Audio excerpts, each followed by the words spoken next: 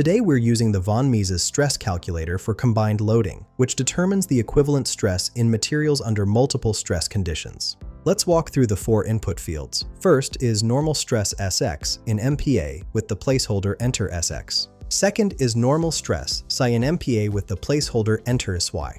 Third is shear stress Txy in MPa with the placeholder enter Txy.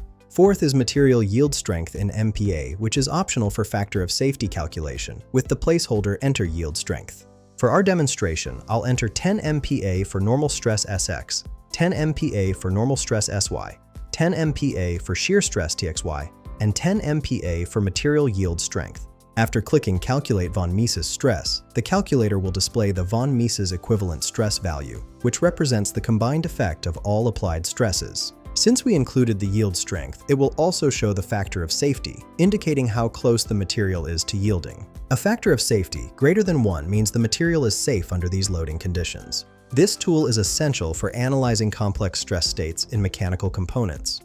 Find the link in the description below.